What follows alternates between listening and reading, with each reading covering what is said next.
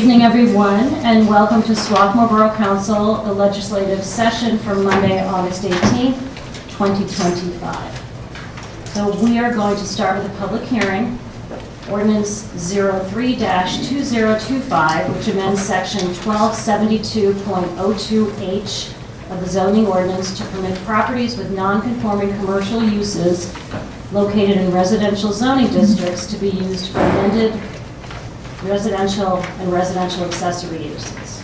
So before you get started, I'd like to motion to table the consideration of the advertised amendments, Ordinance 3-2025, in favor of a later version of the amendment recommended by the Swarthmore Planning Commission in their July meeting.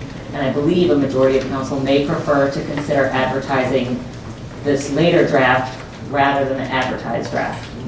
Is there a second? I'll second it. So to be clear, if you vote to table this, you're not going to hold the hearing tonight. You're going to, because that other ordinance has not been circulated. Correct. And you will, that hearing will be scheduled for a subsequent month. Correct. Everybody speak louder into the microphone. Can't hear. Just bring the mic. Correct. So the action step would move from adopting to approve an ordinance tonight off the table, adopting a potential decision point to advertise an ordinance that could be adopted in, by my calculation, our October session. Quick. Okay, so If council is... yeah, we have a motion and a second. Any comments or questions? Everybody understand what this is about? Anyone have any questions? Okay, all in favor of tabling Ordinance 03-2025, the previously advertised, the version that is out and advertised now, say aye. Aye. Any opposed? Okay. So we will proceed with our regular meeting. There will be no hearing on the previous version of this ordinance. So we'll start with roll call. Ms. McCahill. Here. Ms. McLeod. Here. Ms. Seymour. Here. Mr. Therian. Here. Mr. Boonin. Here. Mayor Spiegel. Here. Borough Manager Webb. Here. Solicitor Scott. Here. And Ms. Garland is unavailable this evening. I believe we're going to have an executive session at the conclusion of this meeting to discuss a personnel matter. That may change depending on how this evening goes, but right now it's scheduled. Okay. Okay, so before we begin public comment, our regular public comment, I'd like to take a moment to frame tonight's discussion. Many of you are here because of council's consideration of an ordinance that would allow multi-family residential use by right on 4 non-conforming commercial properties in a residential district. This proposal has stirred strong feelings across our community. I feel them myself, and I know my colleagues on council do as well. We want to hear from you. We want to hear your views, every one of them. All we ask is that when you speak, you do so with civility and respect. Respect for one another and respect for this elected body. Let's remember what we share. We're here because we care deeply about Swarthmore. We're so fortunate to call this town home, and I believe every person in this room and out in the hallway wants what's best for it. Where we differ is in how we achieve this. But these differences don't make anyone reckless or irresponsible or ill-intentioned, nor should they invite suspicion of one another's motives. Disagreement is part of democracy. Suspicion of neighbors is corrosive to it. Our differences are a reflection of the variety of thoughtful and creative perspectives that make this community strong. So let's bring the temperature down. There is no room here tonight for accusations, for shouting, or name-calling. Instead, I invite you to come up to the microphone and share your thoughts in the spirit of generosity. Generosity toward your fellow community members, and generosity toward this council. We are neighbors. Many of us are friends, and at the very least, we are all people united by a deep desire to see Swarthmore thrive. Okay.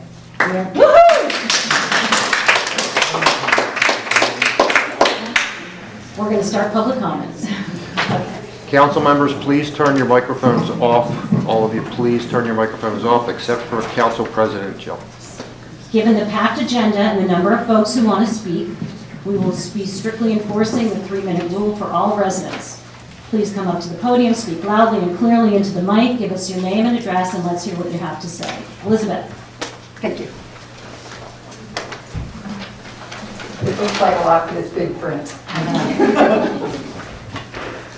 Elizabeth Ball, 100 Park Avenue. While I am definitely in support of an ordinance allowing commercial properties located in residential districts to be converted into multifamily housing, I do have a concern with the gas station property at Chester and Fairview. When I was house hunting in Northern California, I remember being warned about houses, residences in proximity to any gas stations, whether operating or abandoned, due to the underground tanks, which even while empty may still pose future health hazards. So my concern deals with whether or not there are any underground gas tanks there and how that potential hazard would be eradicated. I do commend you for investigating outside of the box housing conversion concepts and hope the project will be successful. Thank you. Thank you. Public comment. Please come up.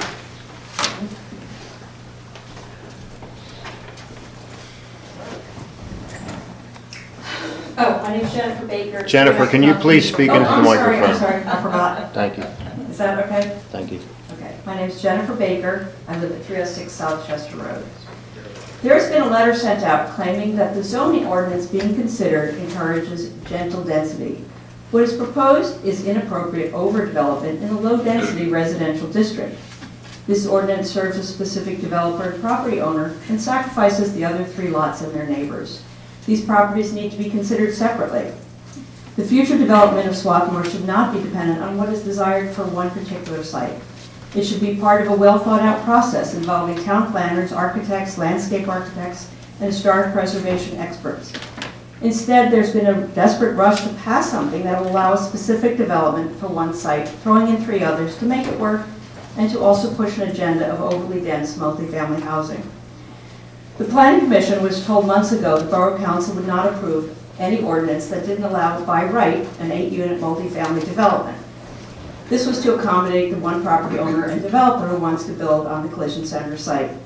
This is a backwards and unethical approach to the zoning process and will set a damaging precedent that may have consequences for years to come. The Planning Commission therefore has tried to make the by right ordinance better, which will be considered, and has written this other version. But the Planning Commission's first and best recommendation was that it should be a conditional use ordinance. Delaware County Planning Commission also expressed concern about the appropriateness of this ordinance. Borough Council has refused the advice of their own borough and county experts. It seems clear to me that the best solution is to separate these 4 sites, and at this time consider the collision center site and what is best for that lot. With more time, other sites can be considered, creating appropriate conditional use ordinances. This would preserve the ability to look at what is best for each, such as appropriate density, traffic and pedestrian safety, and neighbors' concerns with quality of life issues, including noise, lights, green space, parking, and trash. Lumping these 4 sites together is part of an effort to push multifamily housing under the guise of affordability. What many people don't realize is that Swarthmore already has many multifamily dwellings. Many large houses have been subdivided into apartments. There are existing condos in Harvard and Yale, just 2 blocks from the 2 sites at Chester and Yale, as well as more. There are affordable apartments above the town center shops, at least those that were not demolished by the 110 Park Avenue development. We need a truthful assessment of what we already have and what is really needed, not assumptions that multifamily housing is needed and that, if built, will be affordable. Borough Council is supposed to represent all of Swarthmore, just not one small neighborhood and one vocal group. The neighbors of the other 3 sites must be protected as well. Separating out the collision center site would allow us to consider the longer-term consequences of zoning while allowing the collision center site development to proceed. Thank you.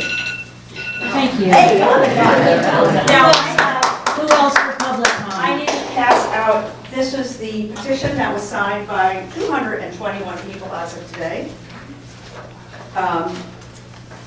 against the by right development ordinance. Who else is up for comment? Please. Hi, thanks, Jill.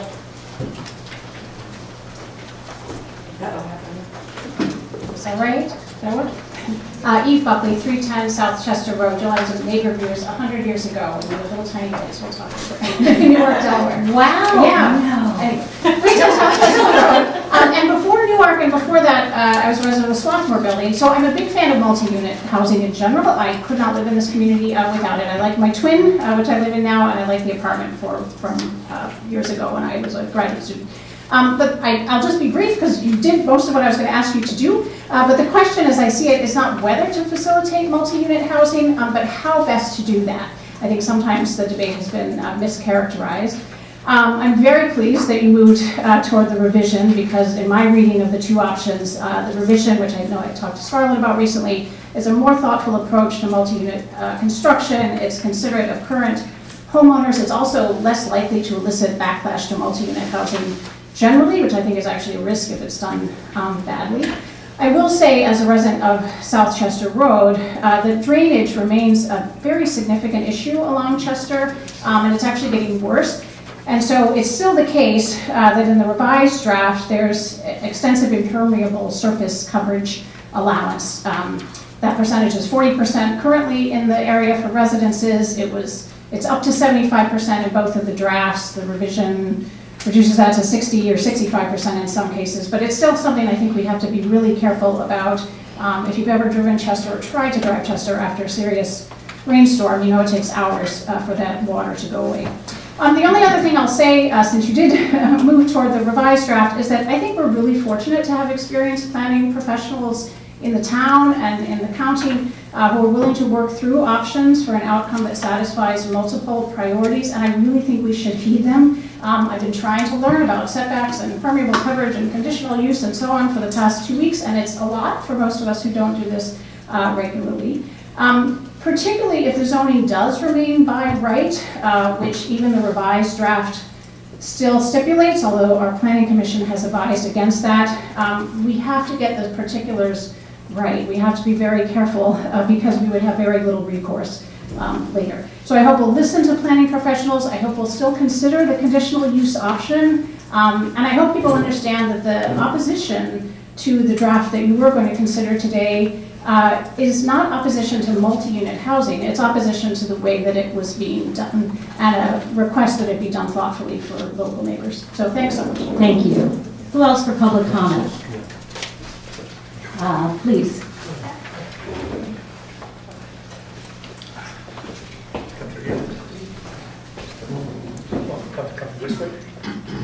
Everybody can hear me? Rima Evan, 501 Harvard Avenue. I'm very concerned that the cost of housing in this town has gone up so high. If we want to continue to be an inclusive, diverse community, we need to protect the affordable housing that we already have and build new affordable housing. That said, we need to devise an ordinance that ensures that any future development is done with public input and a careful review of the particulars of each site.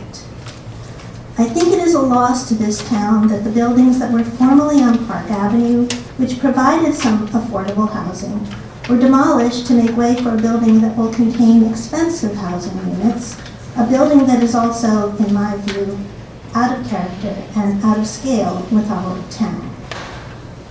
What happened with the Park Avenue site has made me all the more cautious about the process by which other sites in Swarthmore will be developed. I live not far from 630 Yale Avenue, and I walk past it almost every day. I also travel on Chester Road practically every day. As everyone who lives here knows, Yale and Chester Roads have a heavy volume of traffic, and cars regularly drive above the posted speed limit. Accidents at the intersection of Yale and Chester are frequent. Chester Road in particular is a narrow road with no shoulder whatsoever on either lane. Just driving down this road when a SEPTA bus passes in the opposite lane is a nerve-wracking experience for me, let alone when someone is speeding or veering slightly out of their lane coming from the opposite direction towards me. While I think multifamily housing on the 4 non-conforming sites in question could be a very valuable addition to our town.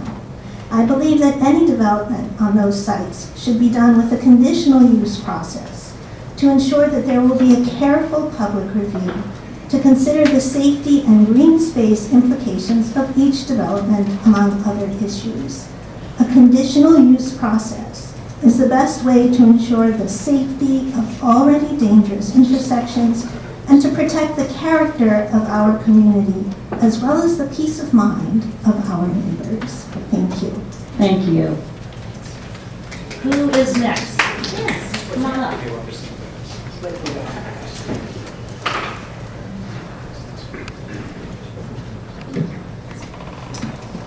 Hi, I'm Suzanne Herron. I'm at 622 North Chester Road.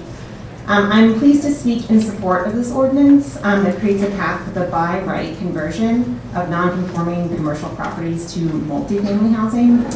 First, I do want to thank Borough Council for the thoughtful work that has gone into this draft and this ordinance, particularly related to the Planning Commission one. It's clear that many members of council have spent significant time engaging with neighbors and the community, and I really appreciate the careful revisions that have been done. It really reflects that input. I also want to address a concern that I've heard that again, I'm an accountant, I don't know any of these things. Reading these borough codes are completely foreign to me, but that allowing multifamily residential uses by right means that neighbors won't have a chance to review or comment on projects. And after inquiring further with members of Borough Council, I've learned that the borough's subdivision and land development ordinance, or SALDO, this ordinance requires a structured and public review process for any property that is subdivided. So in plain terms, if someone wants to build more than one home on a lot, divide the land for multiple households, or construct a building with multiple units, the project has to go through this SALDO review. Under this process, again, I'm just kind of copying and pasting what I'm reading from SALDO, is developers must submit detailed preliminary and final land development plans, which are reviewed by Borough Council, Borough Planning Commission, Environmental Advisory Council, County Planning Commission, County Conservation District, Borough Engineer, and others whose comments on the plan may be required. That's a full copy paste. Neighbors are formally notified when signage is posted when the plans are under review, and these plans must address stormwater management, traffic impact, landscaping and buffering, building placement, and materials. Council can also require changes in conditions to ensure compatibility with the surrounding homes. So while this ordinance allows multifamily housing by right, it does not mean that projects are going to happen without oversight. Instead, it shifts the review from subjective, case-by-case approvals to more objective standards. And while SALDO ensures that both the public and reviewing bodies remain fully engaged in the details of the site design, safety, and environmental impact. So I believe this approach should provide residents with confidence that future development will still have thoughtful review and oversight. So, thank you. Thank you. Who else? I see a hand out here. Come on up.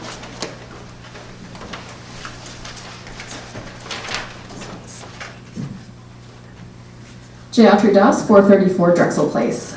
I'm pleased to speak in support of creating a path for the by right conversion of non-conforming commercial properties to multifamily housing.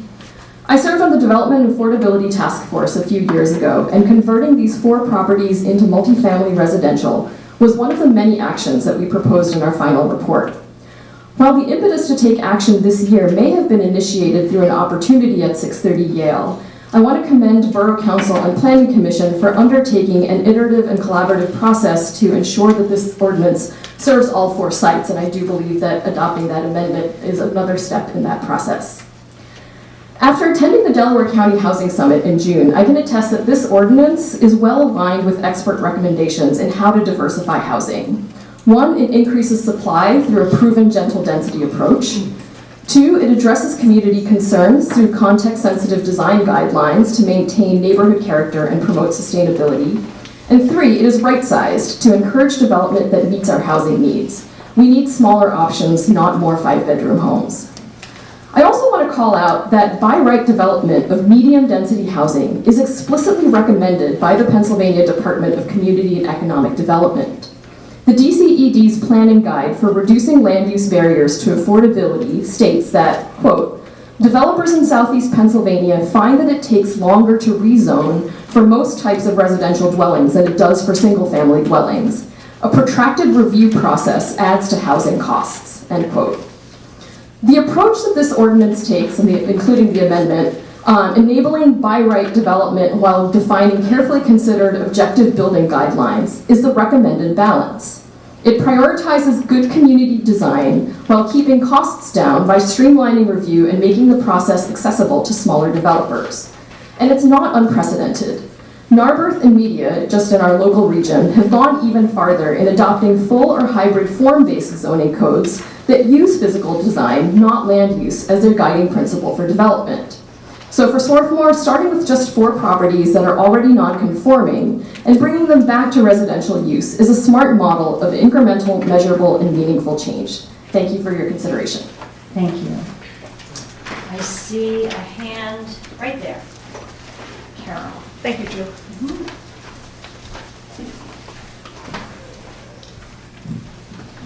Good evening again. I'm Carol Mackinoff at 302 South Chester Road.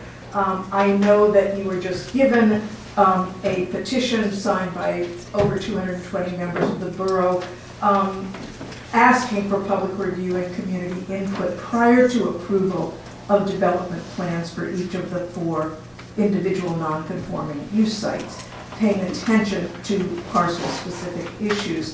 This, of course, would be a conditional use approach rather than the by right approach that we are considering here. So we are not talking about conditional use tonight. It seems that that horse has left the barn or the borough. While there have been a number of opportunities for borough residents to participate in the comprehensive planning process and to react to it, and also a number of opportunities for residents to react to the non-conforming use ordinance, a chance to react to the non-conforming use ordinance proposal is not the same as having a seat at the table.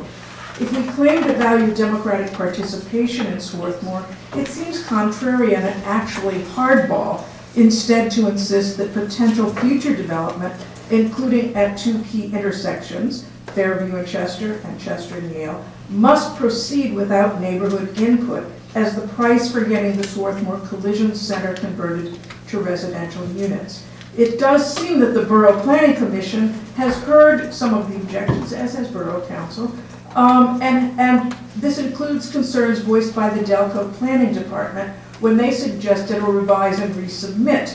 While the revised ordinance offered by the Borough's Planning Commission does not address a number of objections I have, it is clearly preferable in terms of elaborating materials that can and can't be used in constructing multifamily dwellings, where mechanical electrical service equipment and trash bins can be located. It slightly improves minimum setback requirements, tying these to lot size. Depending on lot size, it improves maximum lot coverage for some of the lots. This version is explicit in demanding sidewalks, compliance with stormwater management and with borough codes and ordinances, speaks to landscape buffering. Perhaps some of these requirements, as a speaker a moment ago suggested, relating to borough codes and regulations would be understood to apply anyhow. That has not been made clear to me. But a number of stipulations, it seems to me, are wisely added in this version that you've now put on the table. If the choice really must be between the original version submitted to the Delaware County Planning Department and the amended ordinance offered by the Borough Planning Commission and dated July 23rd in the version that I saw, I urge you to support the Planning Commission revised version. Thank you. Who is next? Sean.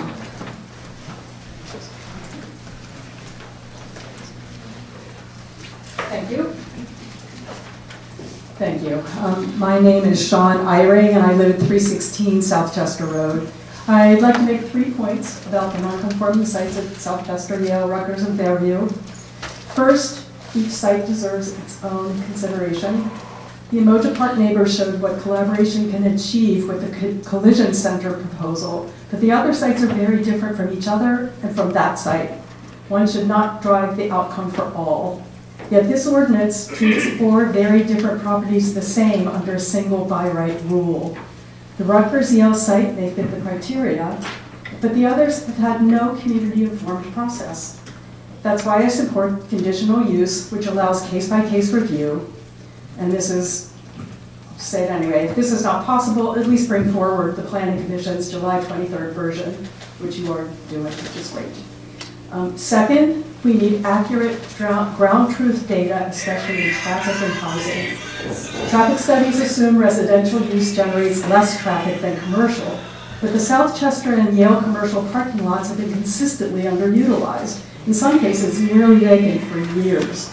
16 cars potentially from new housing would pour into one of our busiest, most dangerous intersections where neighbors already live with speeding, crashes, and injuries. Adding dense housing with narrow setbacks and minimal landscaping makes that even worse.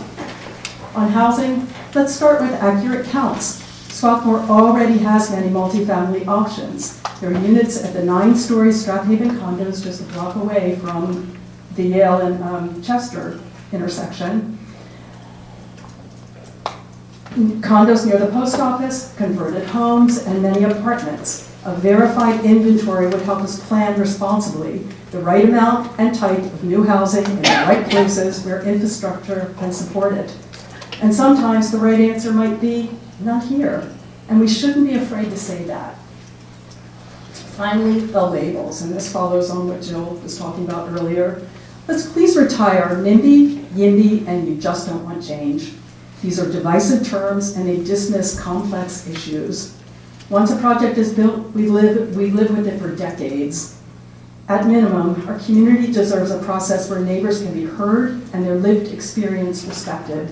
A conditional use process for each site keeps that door open. Thank you. Thank you.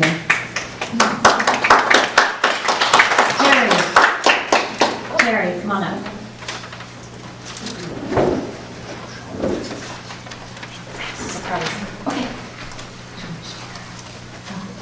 Hi. Terry Lamb, 318 Brighton Avenue, Swarthmore. So I just want to start by saying thank you to everyone who has worked so hard through this long, hot, humid summer to get us to this point tonight regarding the non-conforming use ordinance 03-2025, the new one that imports almost all of the recommendations from the Planning Commission that we are talking about tonight. So, to Borough Council, I want to say, I get this is but one of many issues you are all working on, from reviving our public parks to protecting our kids from undue influence. Can you speak a little bit more slowly? I'm sorry. Oh, I might not make it. It's very hard to hear you. Oh, to protecting our kids from the undue influence of vape shops in our small downtown, to literally working to save our lives with the Swarthmore EMS plan. Thank you for your time and your unpaid service to all of us. I also want to thank the Planning Commission, their expertise, experience, and passion for protecting all of the sites included in this ordinance has resulted in an extremely robust piece of zoning. I also want to thank our neighbors near Chester Road. Because of your advocacy around traffic, impervious coverage, and town character issues, an ordinance that in June provided 4 lines of protection now provides 4 pages to specifically address these concerns. This is an amazing result. Thank you. This ordinance is detailed, it is collaborative, and it is a compromise. Some might argue it is too restrictive. But when I look at it, I see a strong, clear by right ordinance that restores the original intent of the 1976 non-conforming use ordinance that grandfathered these properties together and allows them to run as businesses in our residential neighborhoods. Voting to pass this ordinance tonight does not guarantee that housing will be built on any of these sites, but failing to pass it does guarantee the auto body shop will be sold and continue to operate as a toxic, EPA-regulated business on the corner of Umoja Park in the heart of a residential neighborhood. Voting to pass this ordinance tonight, yes, gives rights to developers, but it also gives back rights to the residents. As we learned with 630, we have lost the right to residential conversion. We were told repeatedly that there was no realistic way of having housing and that we should just pick a business. This ordinance gives us the right to know what can and cannot be built on those sites. As residents, our greatest power is right now when we have had the opportunity to collaborate with a responsive and respectful Borough Council and Planning Commission to enshrine the things we want as rights in the future. Conditional use in essence argues that we should have fewer actual rights by law in exchange for conversations and impact in the future, for a promise that our voices will be heard and considered then. I would prefer they be heard now, written down, and guarantee you. I was interrupted. I just want to say, if this passes, can we please have a public accounting of the post-by dates and the process to ensure that it's properly advertised in We will this advertise, website? I promise. Thank you. We will advertise it right. Thank you. Did you, sir, I was gonna ask you if you wanted a seat. I don't want you to have to stand in Yes. the back like that. Do you want to come up and Yeah. sit? Well, no, I prefer. You have to- public comment? Yes. Okay, sure, come on up and Thank then you. please have a seat. Forgive my appearance. No, I'm please. convalescing from some surgery. Take your time. Thanks. Go Phil.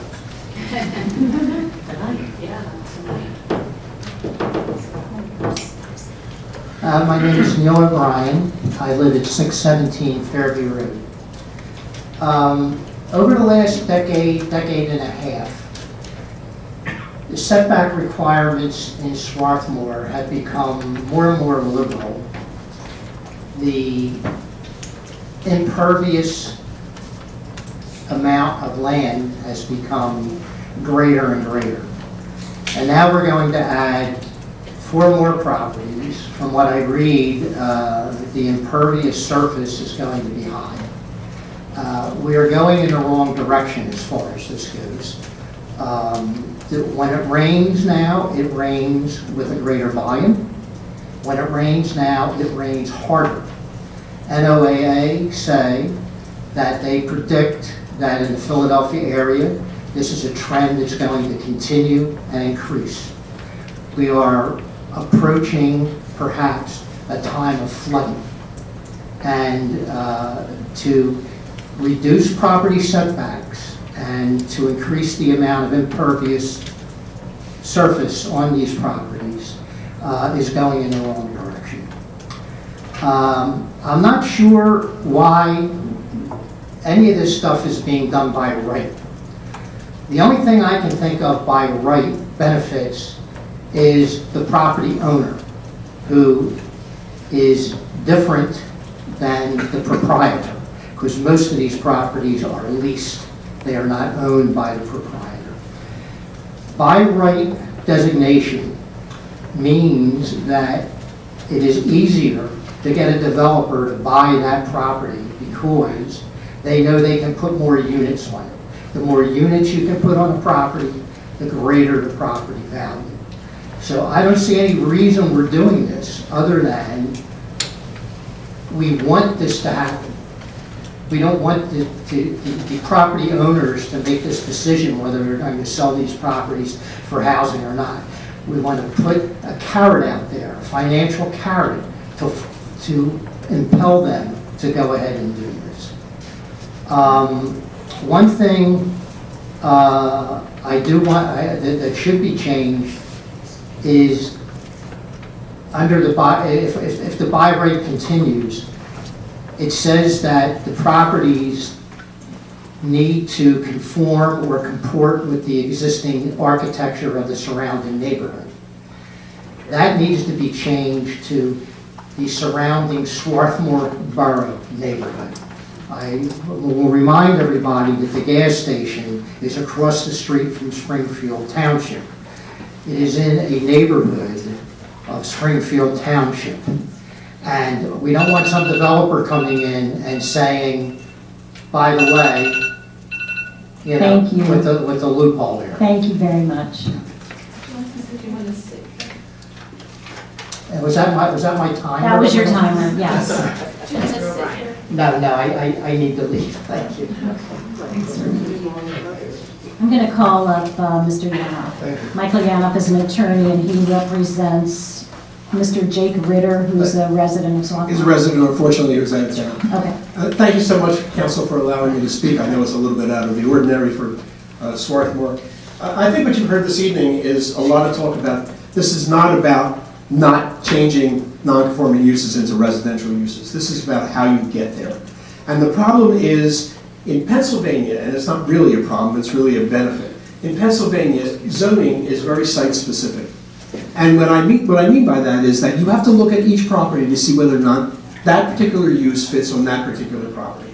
No matter how you go, that's what you have to do. And the mere fact that I have a gas station on my property, my next door neighbor doesn't necessarily get a gas station on his property merely because I do. So what does this ordinance do? This ordinance takes that away, and it lumps together 4 properties without individual consideration. Now, you've heard that often enough here, and then what conditional use gives you is conditional use gives you the opportunity, or requires the opportunity, for a public hearing, a transcribed hearing, and the presentation of witnesses and experts who can analyze from both sides, not just the developer's side, who can analyze from both sides the efficacy of a particular use and the benefit of that use, whether it be environmental, which is certainly an issue here, whether it be traffic, whether it be stormwater management. There is a full exposition, and it's limited to that particular property and not 4 properties across the board. And I want to make one other point, because everybody has really said the same thing. And that is, with all due respect to the neighbor who spoke before, Saldo doesn't offer that protection. Saldo is a guideline. It does not provide an opportunity for an exposition of critical zoning issues. It is merely an outline. That's all that it is. And what happens if you don't comply is and I've represented developers for 50 years, is you ask for a waiver. And almost invariably, the waiver is granted. There's always a good reason for a waiver. So you don't have the right to at least analyze each particular development on its own. The whole point of this is, by right is not thoughtful planning. Conditional use is thoughtful planning. And thank you very much. Thank you. Would you mind giving us Mr. Ritter's address? Yes, his address is, it's Ryder. It's 908 Westdale Avenue, this one. R-E-I-T-E. R-E-I-T-E-R, thank you. Thank you very much. Thank you for coming. All right. Yes, sir, please, come on.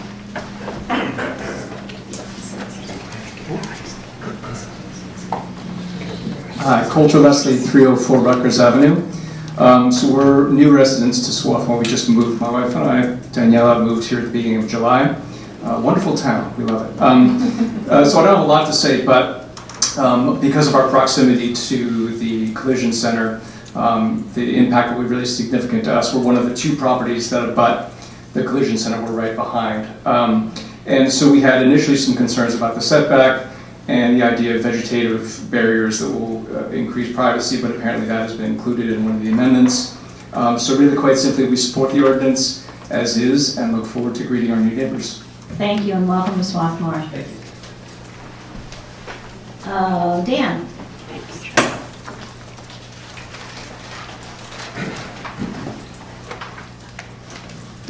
Good evening, Dan Atkins, 332 Haverford Place. I support an ordinance that creates a path for by right conversion of non-conforming commercial properties to multifamily housing. Enabling multifamily housing is one of the key actions we as a community can take to foster the values that Swarthmore identified in our comprehensive plan to promote diverse housing options, especially in focus areas.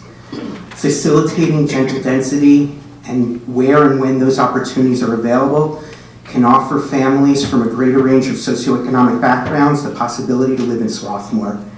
It can be a modest antidote to the macroeconomic forces that are driving up housing prices without at all harming property values of current property owners. Creating a more diverse range of housing opportunities from modest single-family houses to townhouses to smaller apartments would also help some individuals and families who are already living here to remain here as they age and as their personal circumstances change. Offering a greater range of housing options and opportunities would appeal to a broader range of people across a wider age span, and in so doing would make Swarthmore healthier, even more appealing, enhancing our community and the property values of current residents. Thank you for continuing to consider these concerns so carefully and thoughtfully as you have been. Thank you. I see a hand at the door. Come on in.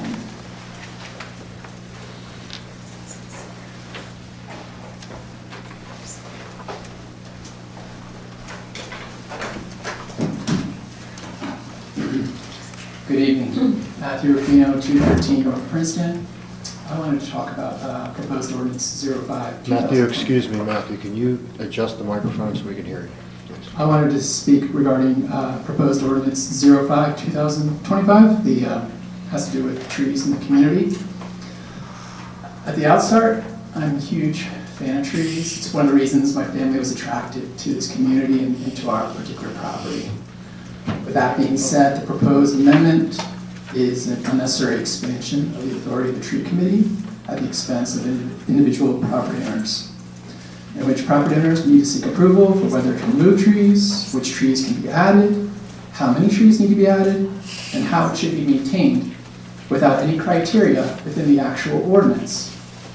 What I find objectionable, highly objectionable is section 266-08, 1293.07A3, which is punitive in nature, and the number of trees that need to be replaced bears no rational relationship to the number of trees that are being removed.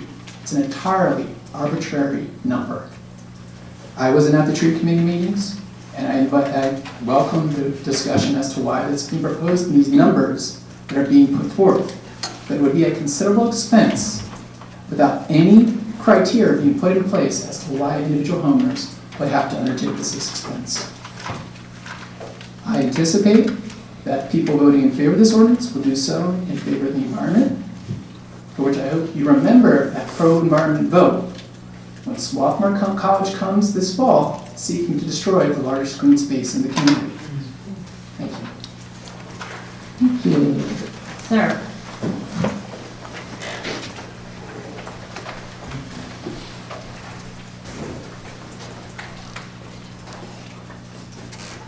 Good evening. My name is Jim Greer. I live at 302 South Chester Road.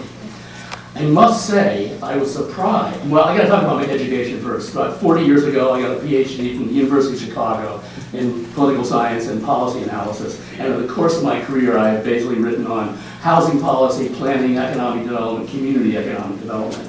And when I heard the words affordable housing, it struck me. The last 15 years of my career, I worked at the Community Development Financial Institutions Fund in the Department of the Treasury of the federal government. This is the premier agency for affordable housing development and indeed for community economic development in the federal government. Others are also SBA, the low-income housing tax credit, and probably, we're not aware, probably the IRS is probably the other most important agency involved in this. I've been living in the world of affordable housing for 15 years, and I need to abuse you of a simple fact. It is utterly impossible to create affordable housing without massive subsidies. These subsidies come typically in the form of tax credits, like the new market tax credits, and subsidies that are provided by us, plus investments that are done by banks for CRA credit. But as I said, I've lived this literature for 15 years, and my challenge to the council here, as well as the community, is my email is jim_greer@comcast.net. Send me a single study that shows you can create affordable housing without a subsidy. Thank you. Thank you. Zach, come on up. It does feel like the price is right.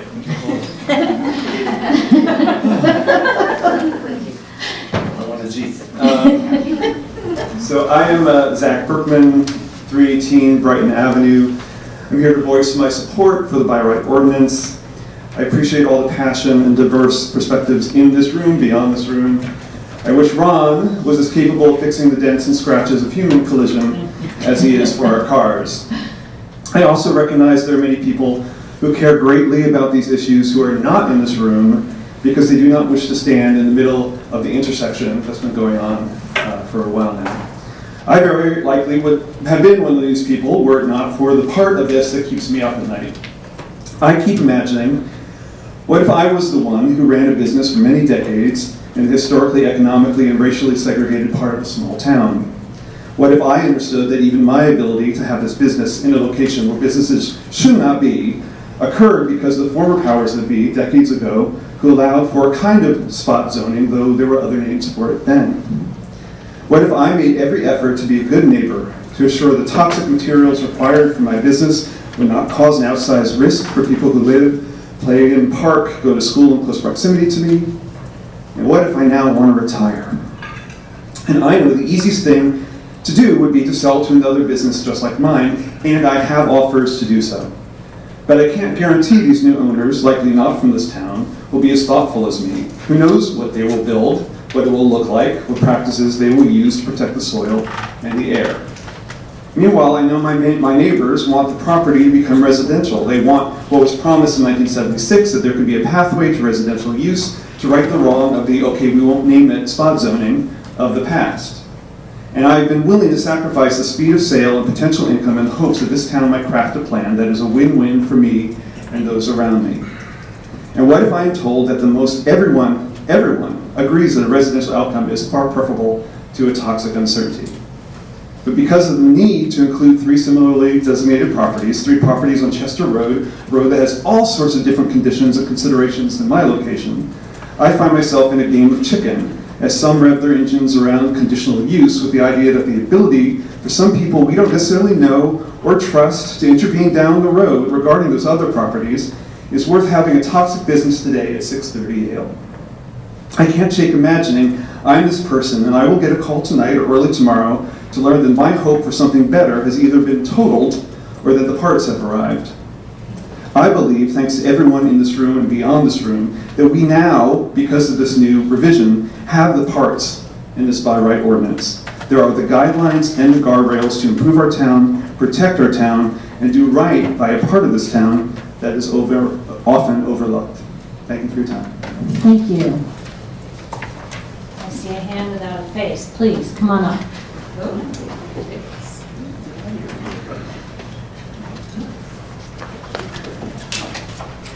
Alright. So, my name is Theo Birkenland. I'm a Swarthmore resident. I'm not making my own statement, but I have 2 from neighbors that would like to be read into the record. And I'm under the impression that I get 3 minutes per, is that Jill? Okay, cool. Every resident gets 3 minutes, so, yeah. Alright. So, this statement is from Inez Rodriguez at 201 Bowdoin Ave, Swarthmore. Esteemed Mayor and members of the Swarthmore Borough Council, I am a resident at 201 Bowdoin Avenue, a near neighbor of the non-conforming property at 630 Yale Avenue. Today, I am writing in support of pending ordinance 03-2025 that will permit properties with non-conforming commercial uses located in residential zoning districts to be used by right for any residential use and will subject those uses to specific, thoughtful requirements. I believe that this proposal aligns with the spirit and the letter of our borough's own comprehensive plan, especially its goals of gentle density and more inclusive housing options. Specifically, with respect to the non-conforming property at 630 Yale Avenue, it also offers the opportunity for better air quality, slightly more green space, and less noise pollution than what's there now. I want to be clear that I support this by right provision. It gives both the neighborhood and any future developer clarity and confidence in what could be built. I believe that a conditional use process would insert too much uncertainty, which could doom the hope for any future development altogether and leave our neighborhood with one single option, an operating auto body shop that will continue to pollute the air with toxic fumes. With kind regards, Inez Rodriguez. Thank you. We're thanking us. And then... You restart, yeah. And this statement is from Ms. Janine Osiande. Living in the historically black neighborhood of Swarthmore near an active auto body shop is a unique and often challenging experience. Tow trucks arrive at all hours. Growing up with the sharp smell of paint fumes and solvents drifting over the neighborhood, reminding me that this isn't just a business, but a constant presence in daily life. It's more than a background noise, it's part of reality for those of us nearby. Now imagine a new, much busier auto body shop moving in, one that will only increase this activity and impact our quality of life. I want to first thank the Borough Council for volunteering their time and expertise to serve our community. Crafting an ordinance that balances many of the concerns of the residents, businesses, and future growth is no small task, and their dedication is appreciated. As a Swarthmorean, what matters most to me is our future, a future where we embrace more people, encourage diverse housing options, and come together to face difficult decisions rather than divide ourselves. We have an opportunity now to shape the kind of neighborhood that we want, and it's crucial that we seize it while also acknowledging Swarthmore's sordid racial zoning history, connected to residential buildings such as the Countryside Market that were grandfathered as a commercial property next to the historically black neighborhood of Swarthmore. This ordinance represents our best chance to create a different, better future for that site. It's not a guarantee. Ron, the current owner, could sell at any time, and while he has been patient and hopes for a higher use, he is under no obligation. He needs to sell and retire.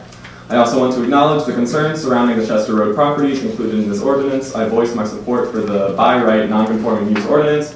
This ordinance is good not only for this specific site, but for all the non-conforming use properties identified in the original 1976 ordinance. Without it, the path to residential conversion for these sites is effectively closed, denying our neighborhoods the chance to gain new housing options. Finally, I do not believe the urgency some feel about the imminent sale of this business is manufactured or being used for leverage by a select few. This is not a distant hypothetical issue, it's happening now. Without this ordinance, we are very likely to see a new auto body shop under the new ownership, right in the heart of our residential neighborhood. Let's come together to shape the future of Swarthmore with thoughtful decisions that respect all our voices. Sincerely yours, Janino Sayante. Thank you, Janine. And thank you. Lynn. Scream. Come on up, Lynn.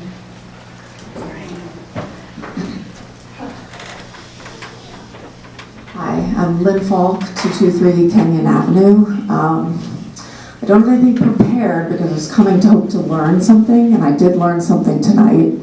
I am in support of the by right ordinance, in part because it is the only pathway out of the auto body shop, which I have lived kind of across Umoja Park from for 18 years. I do have memories of running around shutting my windows to block out those fumes. Neighbors who have mysterious cancers, I could go on and on. I have fears. So the threat, the environmental threat of another auto body shop is real. My heart is pounding, sorry. Take your time, breathe. Also, the other businesses on 630, on Yale, Swarthmore, Chester Road, there we go. Gas station, do you want another gas station? Because that could be a very likely possibility if we cannot, shift from the conditional use to the by right. Could be a huge Wawa, could be really busy, could be the new hangout spot for all the people. I mean, you don't know what it could be. Residential, I think, would be so much more in keeping with the character of our community. Also, the other businesses. We've had odd things happen in these other properties over the years, really odd things. And just out of respect, I won't mention them here. But come find me and I'll tell you all about it. Residential is really what makes Swarthmore special. Our businesses downtown are lovely, but also it's really nice that they're a town center. And these other spaces, I think would be so much better suited as residential. So, I'll leave that. Thank you. Thank you, Lynn. Any more? Okay, let's see, where to start? Okay, sir with the blue shirt. Yes, you. Come on up.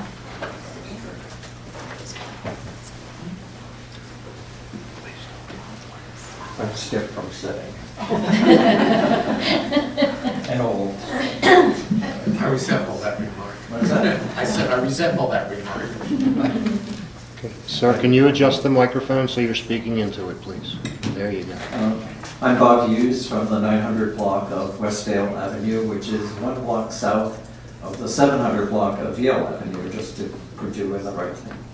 I also want to begin by thanking Borough Council for all the time and effort that they put in to the job of taking care of the borough. So thank you.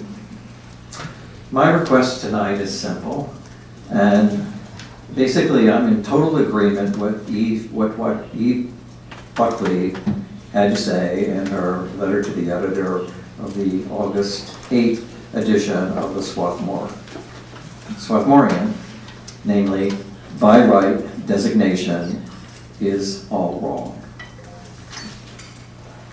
I'm asking Borough Council to change the by right provisions in the proposed ordinance to conditional use of the property. Eve said it much better than I ever could, but I want to take a minute to share with you my experiences living adjacent to South Chester Road. In 42 years living on Westdale Avenue, one house west of South Chester Road, I have concluded that South Chester Road is a dangerous road for vehicles and pedestrians. I'm aware of 2 people being killed when the driver, in single car accidents, when the driver lost control of their car. One was within the last 5 years, the other one was probably 30 years ago. My car was hit by a car driving south on Chester Road while I was making a right-hand turn off of Westdale to go south on Chester Road. I've seen numerous other collisions at the same intersection. I actually stopped exiting Westdale Avenue to South Chester Road because it was just too dangerous. So if I want to go to Chester Road north or south, I go around the block to Strathaven or to Yale to get on South Chester Road. It's just too dangerous. Let's see, my neighbor at 400 South Chester Road has had her front yard eliminated basically by cars or vans that have lost control of their car and plowed into her front yard, resulting in thousands of dollars in damages to her. I'm finished? No? Well, in conclusion, I hope that you will consider changing by right to conditional use. Thank you. Excuse me? Robin.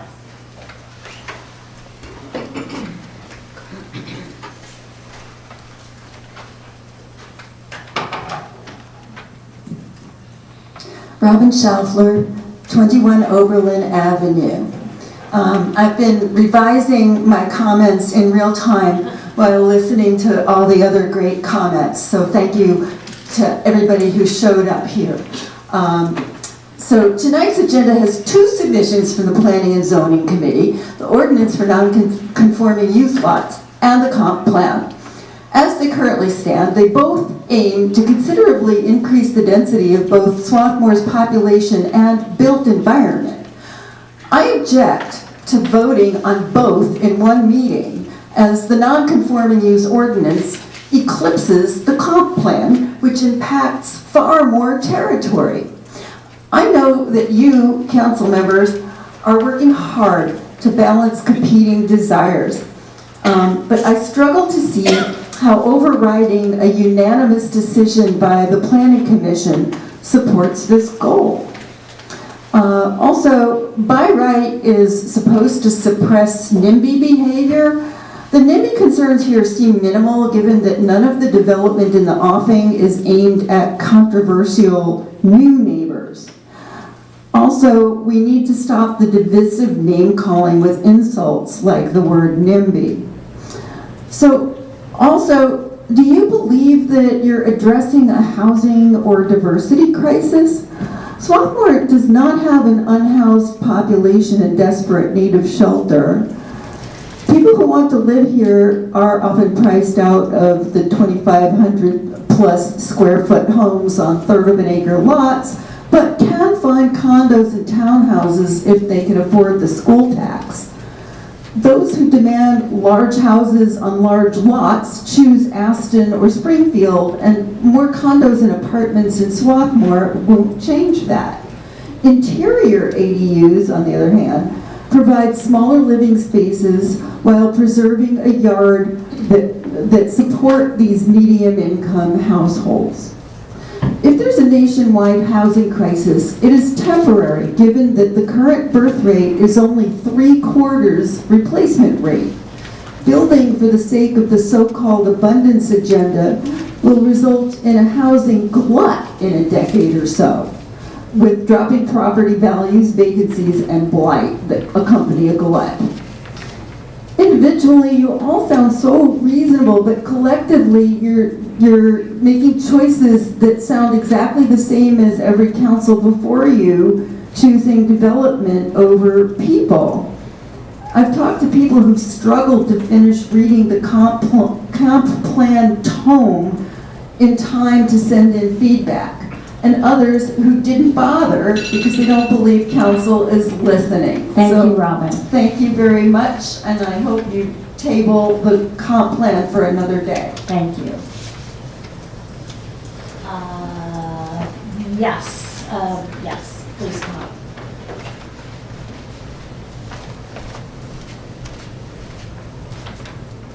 This will be very short. You have 3 minutes, take your time. Thank you. Adrienne Cadell Hopkins, 312 South Chester Road. My neighbors have spoken and written eloquently about fundamental issues related to the 4 non-conforming sites grouped together in the ordinance 03/2025 concerning safety, environmental concerns, aesthetic concerns, and so much more. I'm in agreement with my neighbors regarding these issues, and I want to just simply register my strong opposition to any by right language for developers and development in the ordinance governing these properties. Conditional use designation is essential. I realize from so much that I'm hearing tonight, there's a lot I don't know about all of it, but there's enough that I continue to feel strongly about that. I heard our Rutgers Yale Avenue neighbors speak passionately before tonight and tonight about the property site that impacts them, Swarthmore Collision Center, and I'm deeply in sympathy with that, with their situation, their views for their neighborhood. I guess I don't understand why we're not able to resolve that issue without putting other non-conforming properties at risk and in danger of development in ways that the neighborhood doesn't really wish to see and support. So I urge the Borough Council to change the language of by right to conditional use. And I say that without knowing how we can solve the problem of the collision center. I do think that's a critical thing, but I don't think they can be lumped together in a by right language. Thank you. Thank you. Okay, I think that's Rosemary. It is. Come on up.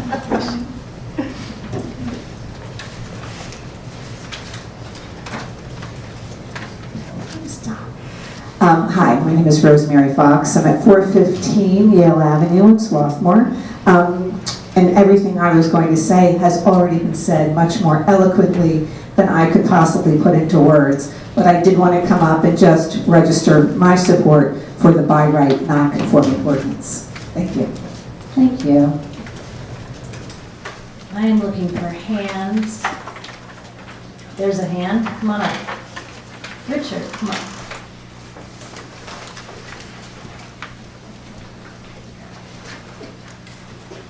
Richard Newton, 316 South Chester. You can tilt it up if that's more comfortable. Yeah.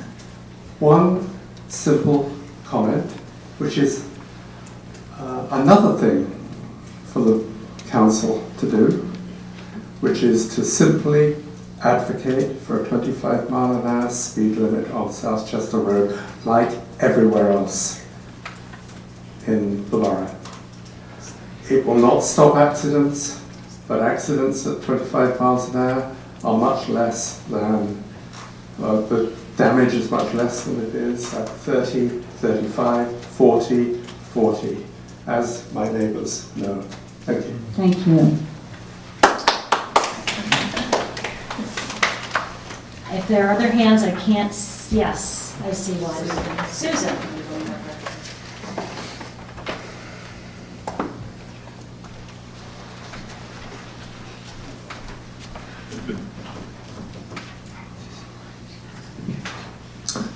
Susan Wright, 147 Park Avenue. I'm sorry if I'm close enough to the microphone, I can't see my notes. Okay, I've already written to Borough Council with my comments, and I published a letter in the Swarthmore Borough. And many of the things that people have said tonight, I agree with, and I think they've covered a lot of ground. One concern I've had, and partly because comments have come to me in just email exchanges and everything, is some misunderstanding about some of these ordinances. This idea that a conditional use ordinance stops development is absolutely not correct. Pennsylvania is a very big property rights state, as people probably know, and you cannot just prevent people from developing their property, and you need clear reasons. The conditional use allows you to ask questions that you would not be able to ask under a by right process. It is not a way to forestall development. Also, the land use ordinance, which I worked on about a quarter of a century ago, but recently checked, so the things I'm going to talk about have not been changed, does not provide a requirement of a traffic study for developments of the level we're talking about. You need 20 units in a resident to require a traffic study. That's why one was required for the condominium development that took place, like our hearings on that 2 years ago. Now, is there another way to get a traffic study for these kind of properties that even our new draft comprehensive plan has identified the Allen Chester corner as a corner that requires attention for traffic issues? I don't know. I leave that to the solicitor and Borough Council to tell the public about other paths for getting a traffic study. Of course, I guess the borough can order one on its own, but that's going to cost a lot of money. Another thing I want to say about conditional use is I feel that the reluctance to use it in this particular instance for this particular ordinance seems to stem from a change in the kind of level of concern we have for the RC and RB zoning areas. Okay. Thank you, Susan. And we'll definitely be coming back to all this as we deliberate. Are there any other comments? Yes, please come up.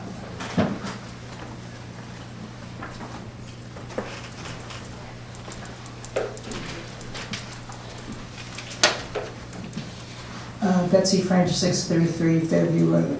I live right next door to the gas station, just to put it in perspective.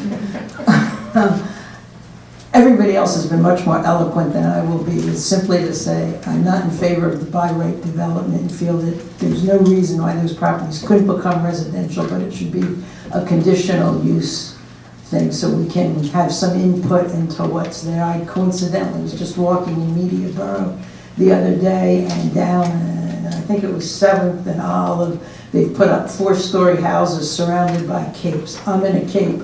I don't want a 4-story building next to me ever, and it's overwhelming. So I think conditional use, or at least conditional use where you have some input into what the building's going to look like, would be ideal. Again, I'm not objecting to the residential changeover of those properties at some point. Thank you. Does anyone else come on up?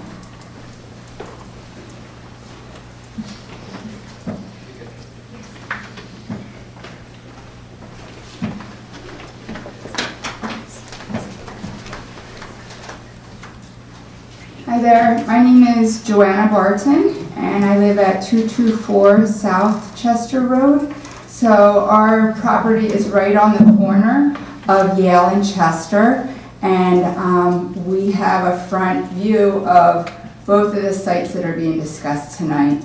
I'm for conditional use, and I'm highly concerned about the traffic.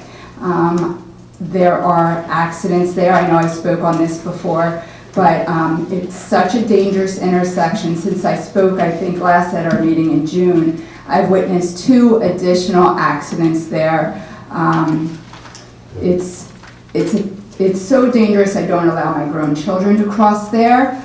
I am often one of the neighbors calling 911. I am often one of the neighbors who is the first to arrive at the scene before the police officers, because my house is right there. So I've seen a lot of accidents there. I'm highly concerned about what traffic will look like if it continues to get more traffic in that area and congestion. So I guess I'm asking that you look at each circumstance very differently, because I feel very much so for those individuals who are down by the auto shop. That is a circumstance that should be looked at very differently. But our safety at Chester and Yale really needs to be considered. My husband and I know I mentioned this before, but it had a huge impact. We were gardening on our side garden, and we were almost killed by a car that crashed into a telephone pole. And the interesting thing is, when the police officer came, the police officer who arrived told me that he actually crashed into that same telephone pole 20 years earlier.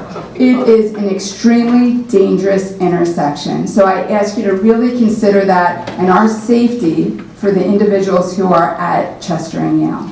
Thank you. Thank you. Yes, please come up.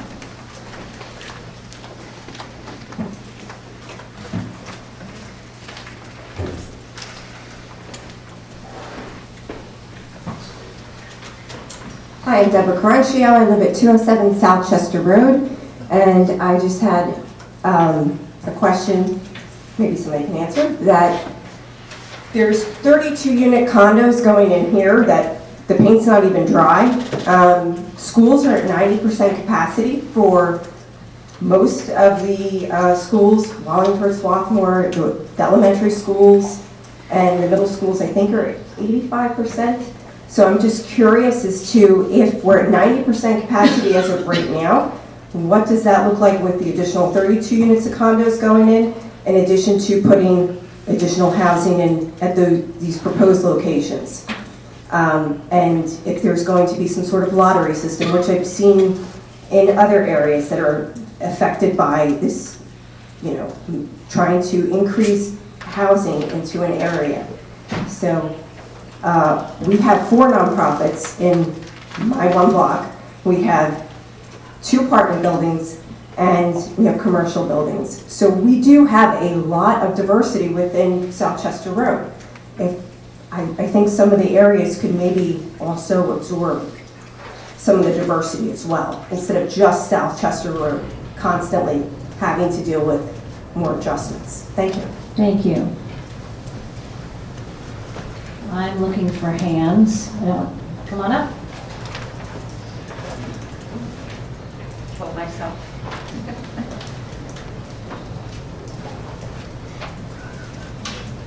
Hi, Carolyn Wilkinson. I currently live at 531 Cornell Avenue, but I was a 30-year resident of Kenyon Avenue, so I know that Ron's shop very well. I also want to say that I support conditional use. I think Ron deserves the very, very best that he can get for his property, but it should maintain the qualities of Swarthmore that people seek out. Houses are selling at higher and higher prices because we have a very desirable community. It's walkable, great school systems. People come for the single-family homes. I would support multi-family use. if they were aesthetically pleasing, had good setbacks, good parking. But I have to say the monstrosity that the condominiums are across the street are just such a eyesore in Swarthmore, and I can't believe we allowed that development to happen. So I'd be really sad and disappointed to see that replicated at these other properties. I think the setbacks and the aesthetics of the housing really need to be considered, and they should all be considered in a conditional use format so that the community has input into these properties. Thank you. Thanks, Carolyn. All right. Have I missed anybody? Because I don't see any more hands. Oh, come on up, Claudia. Claudia's last, is that right? Anybody else? Because I'm ready. So you're not, so, okay. Claudia, talk into the microphone, please. Adjust it. Good evening, members of Borough Council. My name is Claudia Cueto. I live at 539 Westminster Avenue, and I'm speaking tonight as a member of the Swarthmore community. I urge Council to reconsider the by right approach in this ordinance and instead adopt a conditional use process. Conditional use is the most appropriate tool for these 4 non-conforming properties because each has unique qualities and neighborhood conditions that don't fit neatly into one zoning category.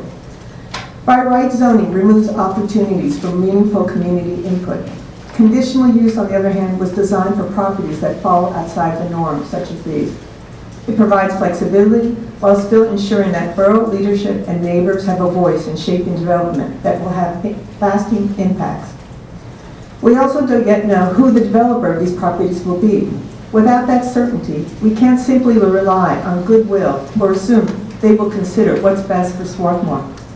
That's why a transparent process with built-in accountability is so important.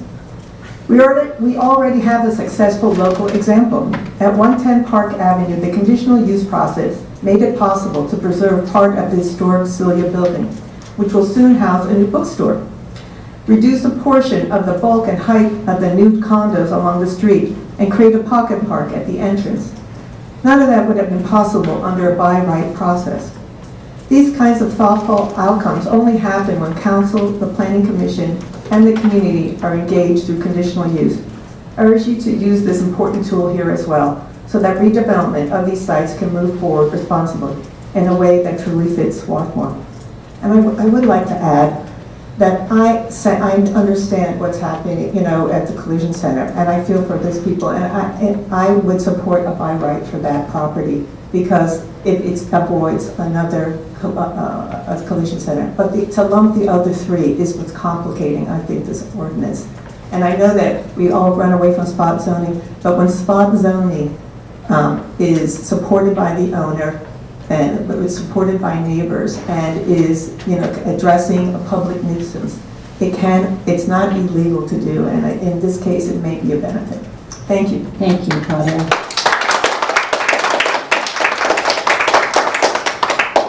Please come up.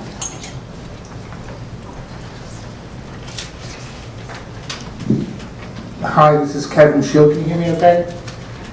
Firstly, thank you, Borough Council, for your hard work. It's been you, Mr. Mayor, especially. I just want to come up here. I didn't have any prepared notes, but I'm massively in favor of conditional use, and I'm not going to regurgitate what others said so eloquently. But South Chester, I live at 430 South Chester, on the corner of South Chester and Strathaven. And 2 years ago, we had a horrific accident which happened in my front yard. And as a result of that, there was some mitigation, right? We got some speed limits and speed signs done, which is fantastic. It doesn't alter the fact that it's still an extremely dangerous road. The drainage is incredibly poor. And what you're basically looking at, if we don't go through conditional use and the opportunity for everyone to provide their input, it's going to have a big increase in traffic. That will happen. Because if you have multi-family buildings, that's the inevitability. It's a dangerous road already. So please, I just want to echo again, Conditional use is the way forward. It's the right thing to do. It's the ethical thing to do. It's the democratic thing to do. So thank you very much. Thank you.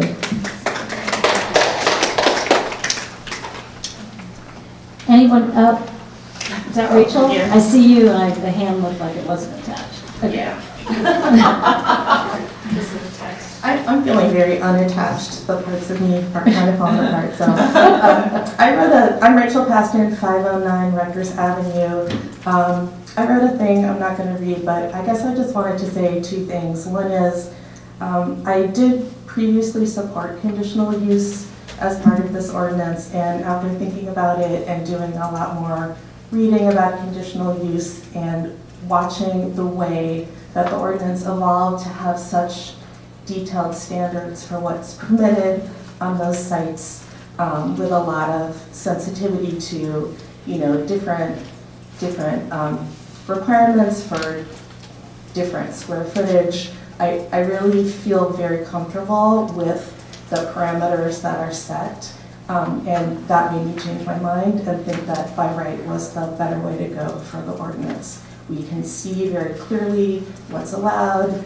There's been a lot of discussion about it, and the clarity of that is really compelling to me. And then the second thing I would say is, it's true that the 4 sites are not identical, but for years, the Development Affordability Task Force talked about those sites as linked exactly because they were non-conforming commercial sites in residential areas, and that made them seem like a natural category to us and a place where it would be relatively acceptable, we thought, to have conversions to multifamily. So for us, those 4 sites have been linked for a long time. And I think that the sensitivity with which the ordinance is drafted responds to the differences in those sites already. So I support the new version of the ordinance, and I really love the iterative process that the ordinance has gone through, and to watch it evolve into what I think is a really strong one. Thank you.